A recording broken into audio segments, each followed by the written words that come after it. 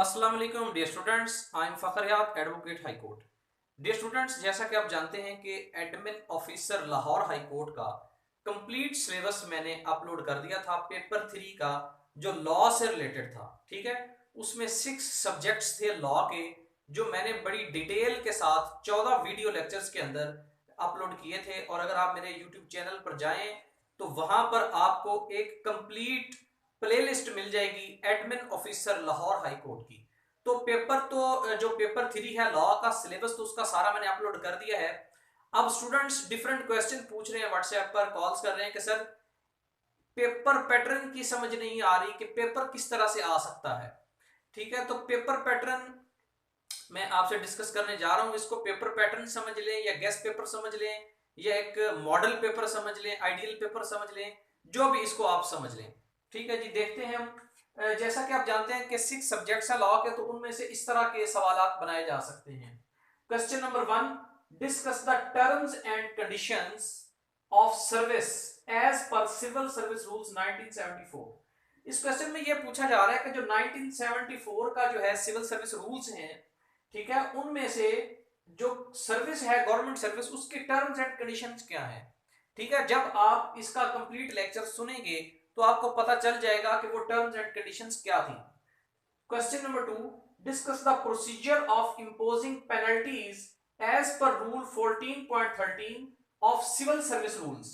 Civil service rules में किसी भी गवर्नमेंट मुलाजिम के ऊपर पेनल्टी डालने का क्या प्रोसीजर है, इसका एक कंप्लीट वीडियो लेक्चर अवेलेबल है। अगर आप सुनेंगे तो आपका 100% क्वेश्चन अटेम्प्ट हो जाएगा, क्लियर हो जाएगा। Question number 3, explain Punjab government servants conduct rules 1966। ये कुछ कंडक्ट बिहेवियर्स एथिक्स के कुछ रूल्स हैं जो गवर्नमेंट मुलाजमीन को फॉलो करना होते हैं। ये वाला लेक्चर भी मैंने कंप्लीट अपलोड किया हुआ है। ठीक है, तो सवाल इसी तरह से बन सकता है कि कंडक्ट रूल्स कौन कौन से हैं जो पंजाब गवर्नमेंट के मुलाजमीन को फॉलो करना पड़ते हैं। Question number 4, what is the procedure to grant leave. किस तरह से ग्रांट लीव की जाती है, कौन सी लीव, स्टडी लीव या फिर फॉरेन लीव। अगर किसी स्टूडेंट ने स्टडी अब्रॉड जाना है या फॉरेन लीव लेकर किसी और पर्पस के लिए जाना है तो उसकी छुट्टी लेने का तरीकाकार क्या है। Question number 5, right notes on the following. इस तरह के क्वेश्चन जो है आखिरी क्वेश्चन हमेशा इस तरह का ही पूछा जाता है डिफरेंट एग्जाम्स में। तो यहाँ पे पूछा गया कि इनमें से इन इन पर नोट लिखे, right the notes on the following. ठीक है, study leave, maternity leave, casual leave और मेडिकल लीव। ठीक है, इस तरह से लीव की कोई भी और टाइप्स भी पूछी जा सकती है। तो डियर स्टूडेंट्स, वेरी सिंपल, जब आप 6 के 6 लॉ के सब्जेक्ट्स जो मैंने अपलोड कर दिए हैं आप लोगों की फैसिलिटी के लिए, जब आप उसको सारे को उन लेक्चर्स को देख लेंगे तो फिर आप इस पेपर को एक दफा देख लें। बाकी इसी तरह के सवाल बनेंगे। अगर पेपर 100 नंबर का है तो 5 सवाल आ सकते हैं 20 नंबर के, या डिफरेंट पोर्शंस बना के कोई 8 नंबर का कोई 10 नंबर का शॉर्ट करके भी दिए जा सकते हैं। ठीक है, तो ओवरऑल 100 मार्क्स पूरे किए जाएंगे और इसी तरह का एक सब्जेक्टिव नेचर का पेपर होगा।